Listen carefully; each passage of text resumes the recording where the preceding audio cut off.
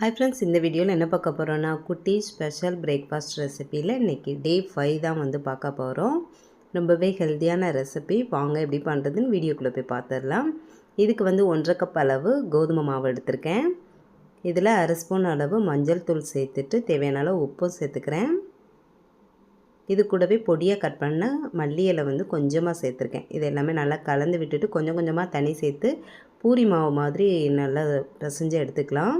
சப்பாத்தி மாவு வந்து கொஞ்சம் சாஃப்டாக இருக்கும், அதை விட கொஞ்சம் டைட்டாக பிசைஞ்சு எடுத்துக்கோங்க. அப்போ தான் வந்து ஒட்டாமல் நல்லாயிருக்கும். நல்லா பிசைஞ்சதுக்கப்புறமா 1 ஸ்பூன் எண்ணெய் சேர்த்துட்டு இன்னும் கொஞ்சம் நல்லா சாஃப்டாக பிசைஞ்சிக்கலாம். இப்போ வந்து ஒரு 10 நிமிஷம் வந்து ஊற வச்சிடலாம். அடுத்த ஒரு பவுலில் வந்து ஒரு பெரிய வெங்காயம் கட் பண்ணி சேர்த்துருக்கேன். ஒரு கைப்பிடி அளவு மல்லி இலை அதையும் கட் பண்ணி சேர்த்துக்கலாம். ஒரு கேரட் வந்து துருவி சேர்த்துருக்கேன். இது கூடவே ஒரு பச்சை மிளகா பொடியாக கட் பண்ணி சேர்த்துக்கோங்க. குட்டீஸு காரம் சாப்பிட மாட்டாங்கன்னா பச்சை மிளகா வந்து ஸ்கிப் பண்ணிக்கலாம்.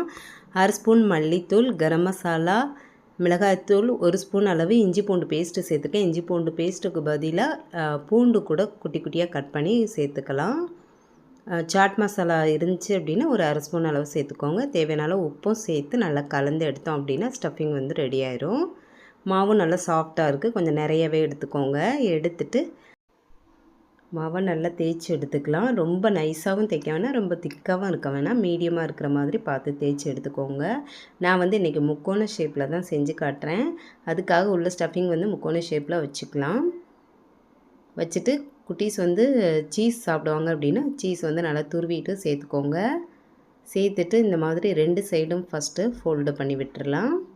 விட்டுட்டு லைட்டாக எல்லா இடமே வந்து நல்லா ப்ரெஸ் பண்ணி விட்டுருங்க. அப்போ வந்து நல்லா ஒட்டிடும். அதுக்கப்புறமா கீழே உள்ளதையும் வந்து இந்த மாதிரி ஃபோல்டு பண்ணி விட்டுடலாம். இப்போ வந்து நல்லா ப்ரெஸ் பண்ணி விட்டிங்க அப்படின்னா சூப்பராக வந்து முக்கோண ஷேப்பில் வந்து ரெடி ஆயிரும்.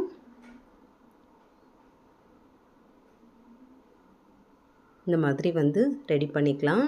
உங்களுக்கு இந்த மாதிரி பண்ணுறதுக்கு வரல அப்படின்னா நீங்கள் வந்து ஸ்டஃபிங் வந்து உள்ளே வச்சுருங்க. வச்சுட்டு சீஸும் வந்து சேர்த்துக்கோங்க. சேர்த்துட்டு 2 சைடும் வந்து இந்த மாதிரி ஃபோல்டு பண்ணிக்கோங்க. ஃபோல்டு பண்ணிவிட்டு இன்னொரு 2 சைடும் வந்து இந்த மாதிரி ஃபோல்டு பண்ணிக்கலாம்.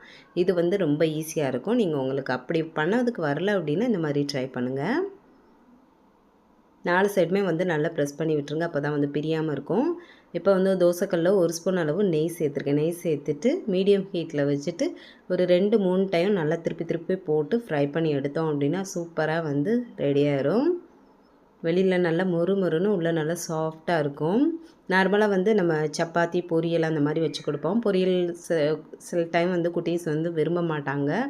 அதுக்கு வந்து நம்ம இந்த மாதிரி ட்ரை பண்ணோம் அப்படின்னா ரொம்ப ஹெல்த்தியானதாகவும் இருக்கும். சீஸ் எல்லாம் சேர்த்துருக்கிறதுனால விரும்பியும் சாப்பிடுவாங்க. கண்டிப்பாக ட்ரை பண்ணுங்கள். குட்டீஸ் லீவில் இருக்கிற டைம் இந்த மாதிரி அவங்களுக்கு பிடிச்ச மாதிரி நம்ம செஞ்சு கொடுக்கலாம். ஸ்கூல் போகிற டைம் தான் வந்து டைம் கிடைக்காது நம்மளுக்கும். நான் வந்து இன்றைக்கி தயிர் கூட தான் சர்வ் பண்ணியிருக்கேன். நீங்கள் தயிர் அப்படி இல்லைன்னா கெச்சப் கூட வச்சு சர்வ் பண்ணுங்கள். நீங்கள் லஞ்ச் பாக்ஸுக்கு கூட இது ட்ரை பண்ணலாம். ரொம்பவே ஹெல்த்தியான ரெசிப்பியாக இருக்கும். இதுக்கு முன்னாடி வந்து 4 பிரேக்ஃபாஸ்ட் ரெசிபி போட்டிருக்கேன். தேவைப்பட்டுச்சு அப்படின்னா கண்டிப்பாக அதையும் ட்ரை பண்ணி பாருங்கள். எப்படி இருக்குன்னு மறந்துடாமல் கமெண்ட் பண்ணுங்கள். நாளைக்கு இன்னொரு பிரேக்ஃபாஸ்ட் ரெசிப்பியில் பார்க்கலாம். Bye friends.